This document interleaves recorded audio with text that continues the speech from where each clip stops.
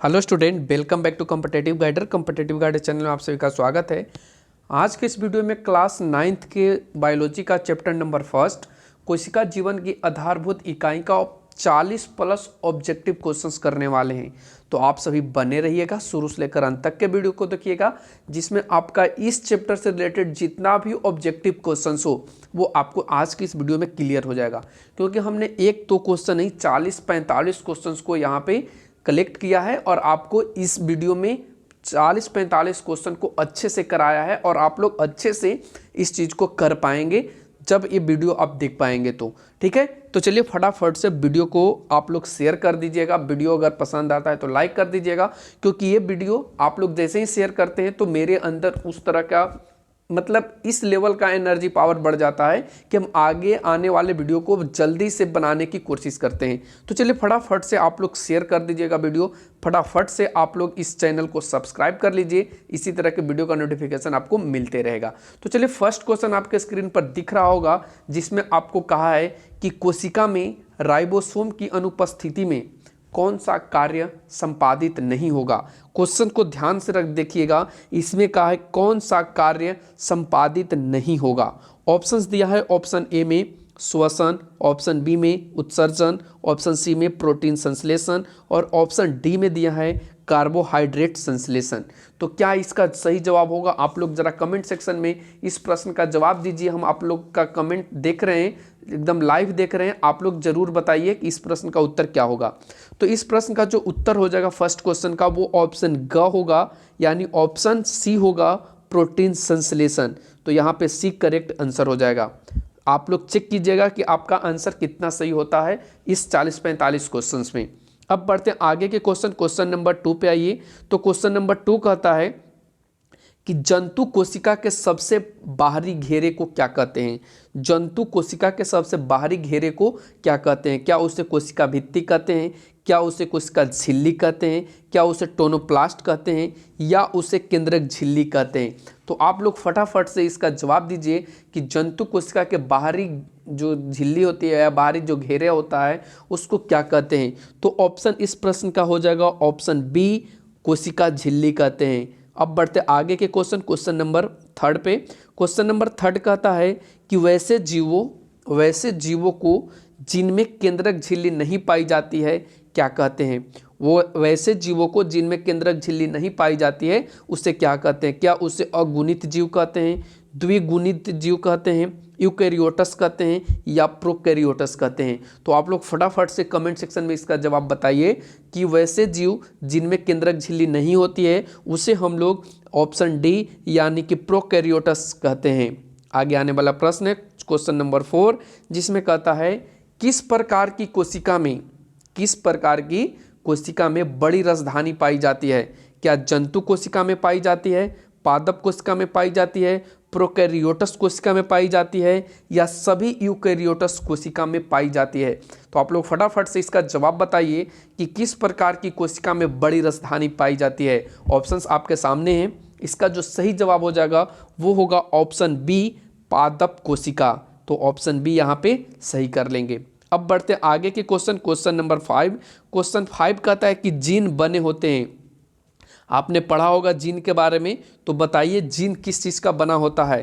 क्या वो डीएनए के खंड से बना हुआ होता है, या वो माइटोकॉन्ड्रिया एवं राजधानी से बना हुआ होता है, या वो लाइसोसोम से बना होता है, या एक क्रोमेटिन धागे से बना होता है?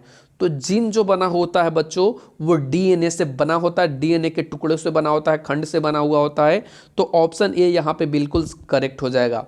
अब बढ़ते आगे के क्वेश्चन नंबर 6। क्वेश्चन नंबर 6 कहता है कि कोशिका की वृद्धि किसके द्वारा नियंत्रित होती है। क्या कोशिका झिल्ली के द्वारा होती है, गोल्जी उपकरण के द्वारा होती है, केंद्रक के द्वारा होता है, या माइटोकॉन्ड्रिया के द्वारा होता है? क्वेश्चन है कोशिका की वृद्धि, मेन पॉइंट यहाँ पे है कोशिका की वृद्धि किसके द्वारा नियंत्रित होती है। ऑप्शंस आपके सामने हैं। तो इस प्रश्न का जो सही जवाब हो जाएगा वो ऑप्शन ग आपका करेक्ट होगा, केंद्रक के द्वारा। अब बढ़ते आगे क्वेश्चन नंबर 7 पे। क्वेश्चन नंबर 7 कहता है कि कोशिका भित्ति होती है। कोशिका भित्ति होती यानी कोशिका भित्ति कैसे कार्य करती है या क्या होती है, कार्य नहीं यहाँ पे कह सकते हैं, कोशिका भित्ति कैसी होती है ये आपसे पूछा गया है। क्या वो अर्ध पारगम्य होती है, पारगम्य होती है, चयनात्मक पारगम्य होती है, या इनमें सभी होता है? तो देखिए कोशिका जो भित्ति होता है वो पारगम्य होता है, तो ऑप्शन बी यहाँ पे बिल्कुल आपका सही हो जाएगा। अब बढ़ते आगे के क्वेश्चन, क्वेश्चन नंबर 8 पे। क्वेश्चन नंबर 8 देखिए कहता है कि कोशिका द्रव में पाए जाने वाले अनियमित नलिकाओं के जाल को कहते हैं। कोशिका द्रव में पाए जाने वाले अनियमित नलिकाओं के जाल को क्या कहते हैं?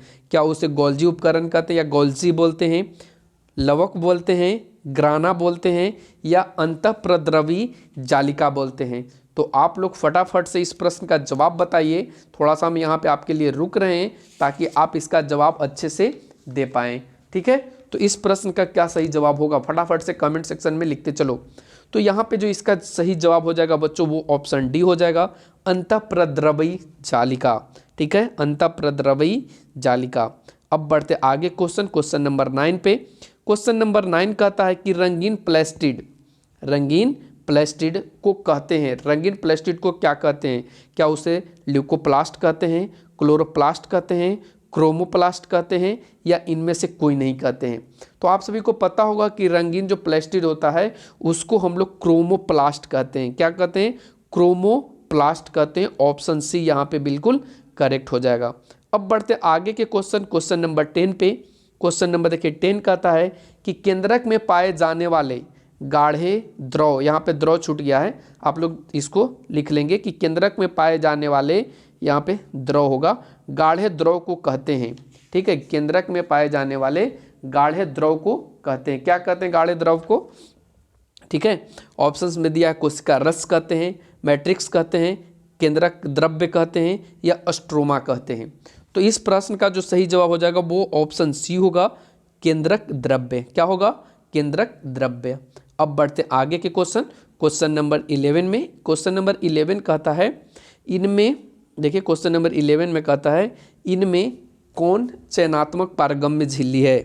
क्या वो केंद्रक झिल्ली है, कोशिका झिल्ली है, टोनोप्लास्ट है, या कोशिका भित्ति है? फिर से क्वेश्चन को रिपीट कर देते हैं। क्वेश्चन कहता है इनमें कौन चयनात्मक पारगम्य झिल्ली है? ऑप्शन में दिया है केंद्रक झिल्ली, ऑप्शन बी में दिया है यहाँ पे कोशिका झिल्ली, ऑप्शन सी में दिया है टोनोप्लास्ट, और ऑप्शन डी में दिया है कोशिका भित्ति। तो फटाफट से इस प्रश्न का उत्तर बताइए क्या इसका सही जवाब होगा। तो चयनात्मक पारगम्य झिल्ली कोशिका झिल्ली को कहा जाता है, तो ऑप्शन बी आपका यहाँ पे करेक्ट हो जाएगा। ठीक है, अब बढ़ते आगे क्वेश्चन, क्वेश्चन नंबर 12। देखिए क्वेश्चन नंबर 12 कहता है यहाँ पे कि निम्नलिखित कोशिकांगों में किसे आत्मघाती थैली कहा जाता है, या कहीं कहीं इसका नाम लिखा होता है आत्महत्या की थैली? आप लोग थोड़ा सा दोनों चीज़ को ध्यान रखना, कहीं कहीं इसको आत्महत्या की थैली कहा जाता है और यहाँ पे आत्मघाती शब्द आया है, तो दोनों सेम ही चीज़ है, आत्महत्या कहो या आत्मघाती कहो। ऑप्शंस दिए गए हैं, lysosome, option B mitochondria, option C tonoplast, option D अंतःप्रद्रवी जालिका। तो आत्मघाती या आत्महत्या की थैली लाइसोसोम को कहा जाता है। ऑप्शन ए यहाँ पे बिल्कुल सही हो जाएगा। क्वेश्चन नंबर 13, क्वेश्चन नंबर 13 है पौधों में गैसों का आदान प्रदान किस क्रिया के द्वारा होता है? पौधों में गैसों का आदान प्रदान किस क्रिया द्वारा होता है? प्रासरण के द्वारा, विसरण के द्वारा, संकुचन के द्वारा, बाष्प उत्सर्जन के द्वारा। तो पौधों में गैसों का जो आदान प्रदान होता है वो आपको इन चारों ऑप्शंस में से देख करके बताना है, और इसका जो सही जवाब होगा वो ऑप्शन बी हो जाएगा, विसरण के द्वारा। ठीक है, आगे के क्वेश्चन बढ़ते हैं, क्वेश्चन नंबर 14 पे। क्वेश्चन नंबर 14 यहाँ पे देखिए कहता है कि जब किसी जीवित कोशिका को अतिपराशरी, देखिए यहाँ पे अतिपराशरी विलयन में डाला जाता है, जब किसी जीवित कोशिका को अतिपराशरी विलयन में डाला जाता है तो क्या होता है? ऑप्शन ए में कोशिका फूल जाती है या फूल जाएगी, कोशिका संकुचित हो जाएगी, कोशिका जैसे कि तैसे रहेगी, या इनमें से कुछ नहीं होगा। तो इस प्रश्न का जो सही जवाब होगा कि जब आप किसी जीवित कोशिका को अतिपराशरी विलयन में डालेंगे तो ये कोशिका संकुचित हो जाएगी, सिकुड़ जाएगी। ऑप्शन बी आपका करेक्ट हो जाएगा। ठीक है, अब बढ़ते हैं आगे के question, question number 15। Question number 15 यहाँ पे कहता है पौधों के मूल द्वारा, पौधों के मूल द्वारा, मूल का मतलब यहाँ पे जड़ है, याद रखना, मूल का मतलब यहाँ पे जड़ है। पौधों के मूल द्वारा जल का अवशोषण किस क्रिया द्वारा होता है? विसरण के द्वारा होता है, प्रासरण के द्वारा होता है, इंडोसाइटोसिस के द्वारा होता है, या संकुचन के द्वारा होता है? तो आपको बता दें कि पौधों के जो मूल है यानी जड़ से जो जल का अवशोषण होता है वो प्रासरण के द्वारा होता है। तो ऑप्शन बी यहाँ पे बिल्कुल आपका राइट हो जाएगा। आप लोग का क्वेश्चन का जो आंसर होगा वो ऑप्शन बी होगा, प्रासरण। ठीक है, तो उम्मीद करते हैं ये क्वेश्चंस आपको करने आ रहा होगा और आप लोग इसको बहुत अच्छे से कर पा रहे होंगे। ठीक है, अब बढ़ते हैं आगे के question. Question number 16। Question number 16 कहता है कि मनुष्य के शरीर की सबसे बड़ी कोशिका होती है। मनुष्य की शरीर की सबसे बड़ी कोशिका कौन होती है? ऑप्शंस दिए गए हैं। ऑप्शन ए में दिया गया है अंगुली कोशिका, ठीक है, ऑप्शन ए में दिया गया अंगुली की कोशिका, ऑप्शन बी में दिया गया पैर की कोशिका, ऑप्शन सी में दिया गया तंत्रिका कोशिका, और ऑप्शन डी दिया गया है हाथ की कोशिका। तो यहाँ पे बहुत सारे बच्चों को पता होगा कि मनुष्य की जो शरीर की सबसे बड़ी कोशिका होती है वो तंत्रिका कोशिका होती है। तो ऑप्शन सी यहाँ पे आपका राइट हो जाएगा। ठीक है, अब बढ़ते हैं आगे के क्वेश्चन, क्वेश्चन नंबर 17 पे। देखिए क्वेश्चन नंबर 17 कहता है सेल, सेल का नामकरण सर्वप्रथम किसने किया था?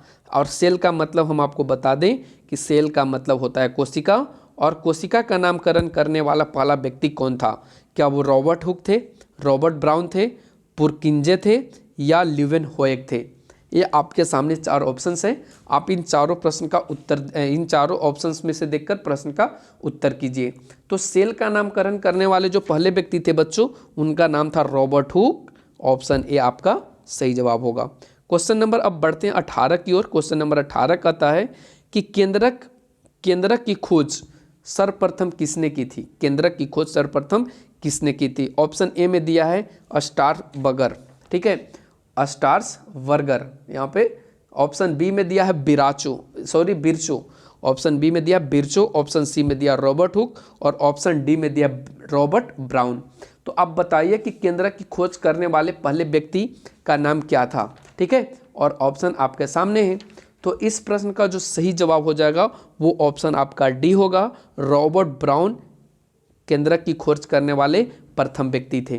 ठीक है, अब बढ़ते आगे क्वेश्चन नंबर 19 पे। क्वेश्चन नंबर 19 कहता है पुरकिंजे ने कोशिका संरचना के किस भाग की खोज की थी? ऑप्शन ए जीवद्रव्य की, ऑप्शन बी केंद्रक की, ऑप्शन सी माइटोकॉन्ड्रिया की, और ऑप्शन डी लाइसोसोम की। तो ये प्रश्न का जो सही जवाब होगा कि पुरकिंजे ने कोशिका संरचना में जीवद्रव्य की खोज की थी। तो ऑप्शन ए यहाँ पे आपका राइट हो जाएगा।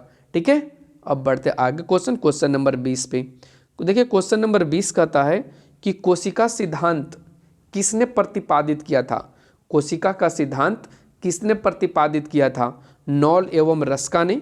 देखिए ऑप्शंस आपके सामने हैं, नॉल एवं रस्का ने, ऑप्शन बी में बिरचो एवं सुल्ज ने, ऑप्शन सी में रॉबर्ट ब्राउन एवं पुरकिंजे ने, और ऑप्शन डी में स्लाइडेन एवं स्वान ने।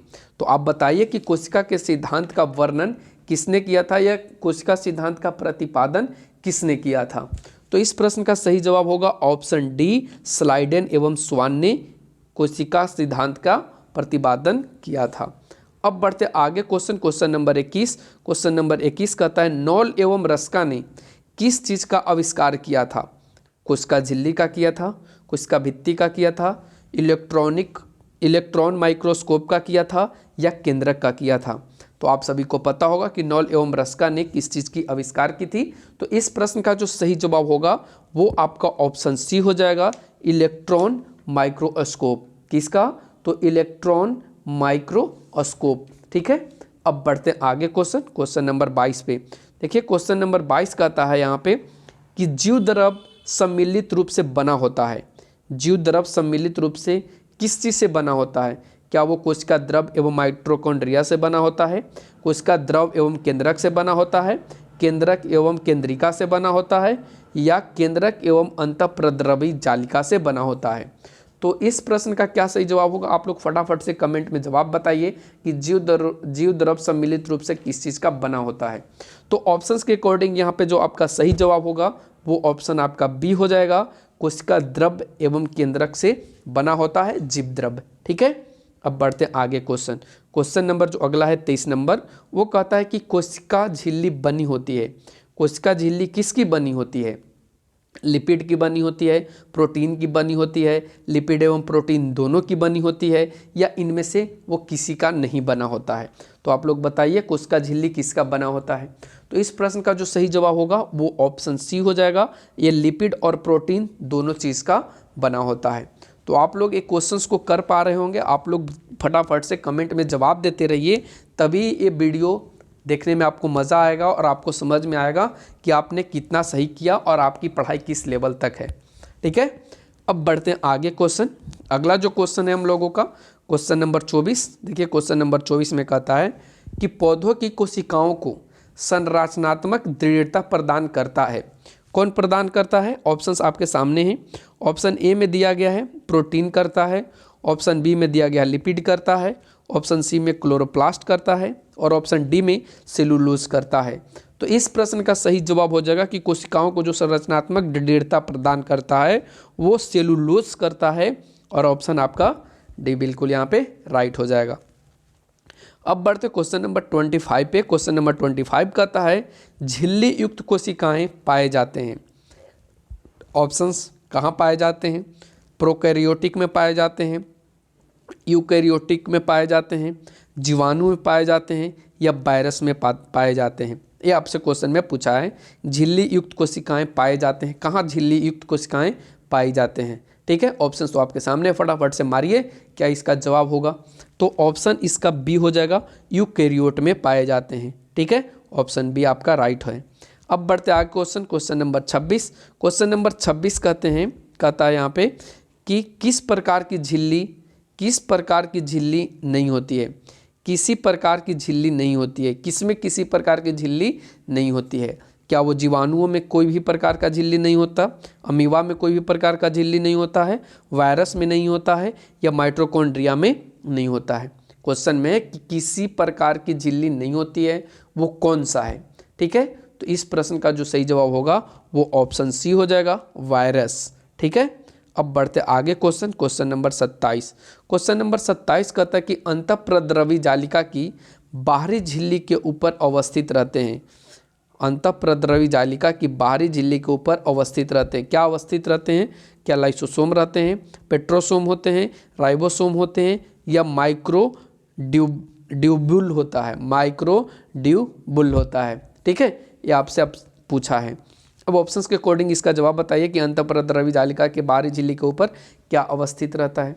तो इस प्रश्न का जो सही जवाब हो जाएगा वो ऑप्शन सी होगा, राइबोसोम। ठीक है, अब बढ़ते आगे क्वेश्चन नंबर 28। क्वेश्चन नंबर 28 कहता है कि वसा एवं कोलेस्ट्रॉल संश्लेषण में भाग लेती है। वसा एवं कोलेस्ट्रॉल के संश्लेषण में भाग लेता है। कौन भाग लेता है?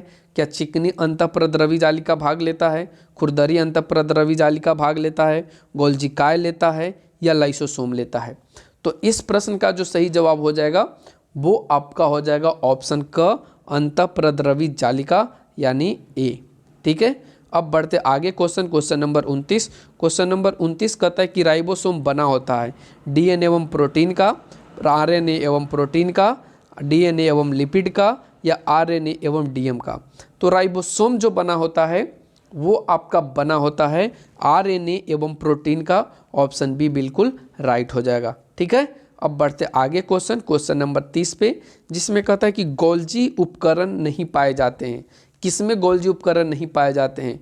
क्या प्रोकैरियोटिक में नहीं पाए जाते हैं, लाल रुधिर कणिकाओं में नहीं पाए जाते हैं, नील हरित शैवाल में नहीं पाए जाते हैं, या इनमें से सभी में नहीं पाए जाते हैं?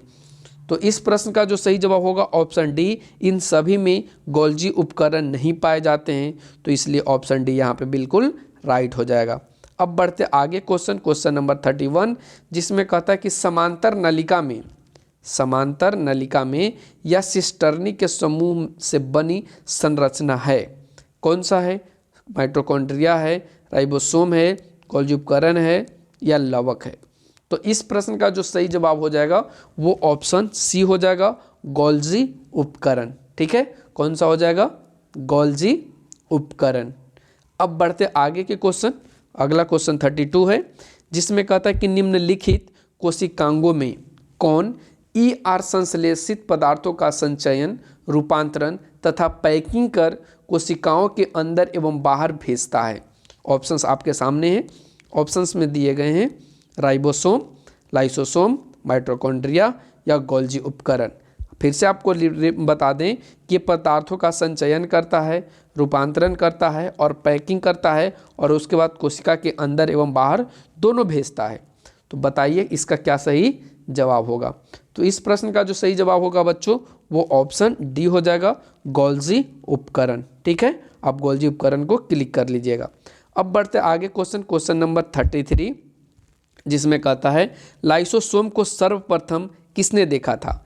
कैमिलो गोल्जी ने देखा था, स्ट्रासबर्गर ने देखा था, क्रिश्चियन डी डवे ने देखा था, क्रिश्चियन डी डवे ने देखा था या बिरचो ने देखा था?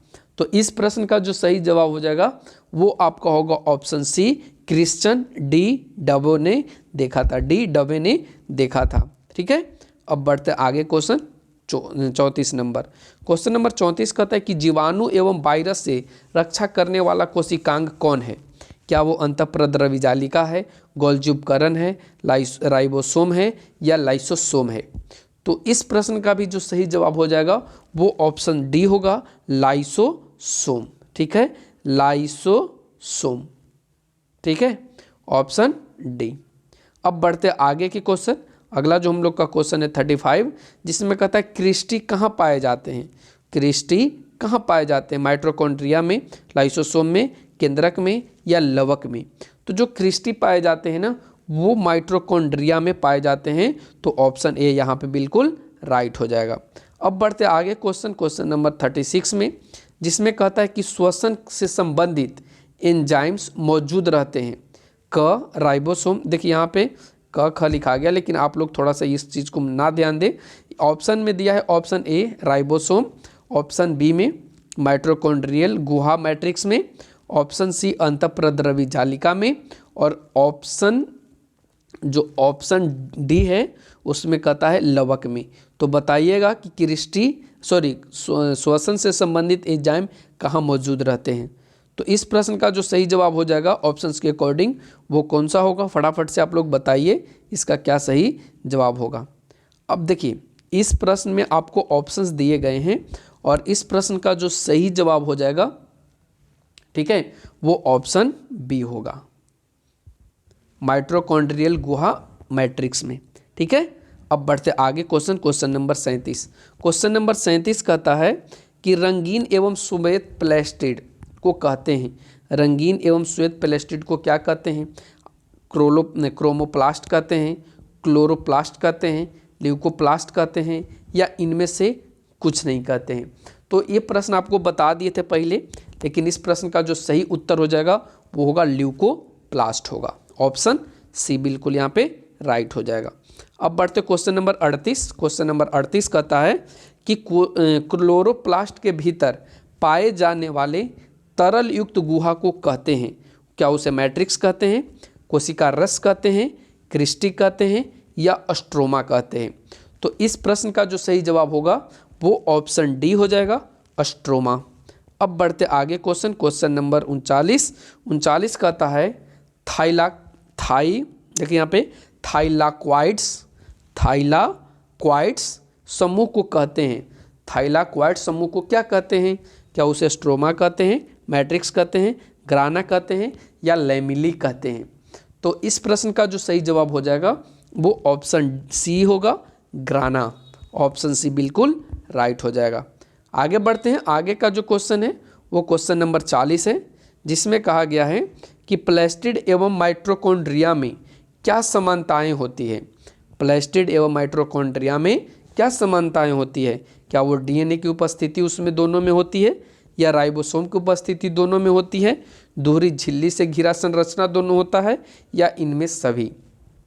तो इस प्रश्न का जो सही जवाब हो जाएगा वो आपका होगा ऑप्शन डी, यानी ये सारे के सारे चीज़ दोनों में पाए जाते हैं, ये दोनों में समानताएं हैं। ठीक है, अब बढ़ते क्वेश्चन नंबर 41।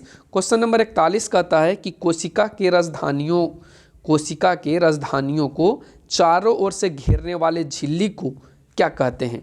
क्या उसे कोशिका भित्ति कहते हैं, कोशिका झिल्ली कहते हैं, टोनोप्लास्ट कहते हैं या ल्यूकोप्लास्ट कहते हैं? तो देखिए ये प्रश्न का आपका सही जो जवाब हो जाएगा बच्चों यहाँ पे, वो कौन सा आपका सही जवाब होगा? तो देखिए ये जो आपका प्रश्न है,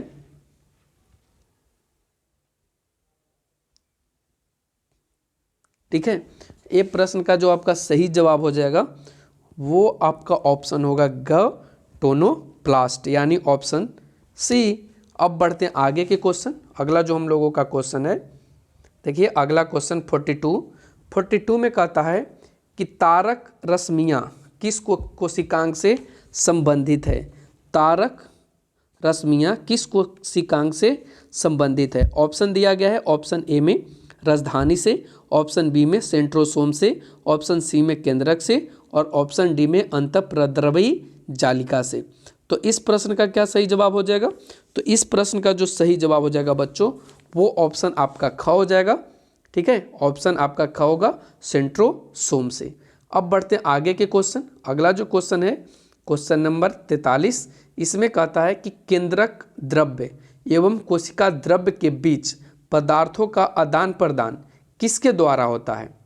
कोशिका झिल्ली के द्वारा होता है, तारकाय के द्वारा होता है, कोशिका झिल्ली के द्वारा होता है, सॉरी ऊपर में केंद्रक झिल्ली ध्यान रखना, और ऑप्शन डी में केंद्रक छिद्र के द्वारा होता है। तो बताइए कि इस प्रश्न का क्या सही जवाब होगा? तो ये जो प्रश्न है, इसका जो प्रश्न का सही जवाब होगा ये केंद्रक छिद्र के द्वारा होता है। तो ऑप्शन डी बिल्कुल यहाँ पे राइट हो जाएगा। ठीक है, अब बढ़ते आगे के क्वेश्चन नंबर 44, जिसमें कहता है केंद्रक द्रव में पाई जाने वाली महीन धागों के जाल को क्या कहते हैं? क्या उसे केंद्रिका कहते हैं, सेंट्रोसोम कहते हैं, क्रोमैटिन जालिका कहते हैं या अंतःप्रद्रवी जालिका कहते हैं? तो इस प्रश्न का जो सही जवाब हो जाएगा यहाँ पे, वो आपका ऑप्शन ग हो जाएगा यहाँ पे, सॉरी ऑप्शन सी होगा, क्रोमैटिन जालिका।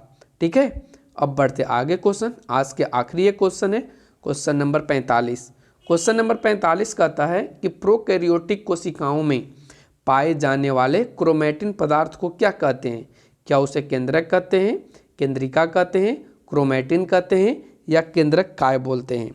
तो इस प्रश्न का जो सही जवाब हो जाएगा बच्चों, वो ऑप्शन डी होगा, केंद्रक काय। तो आज का वीडियो आप लोगों को कैसा लगा आप लोग कमेंट करके ज़रूर बताइएगा।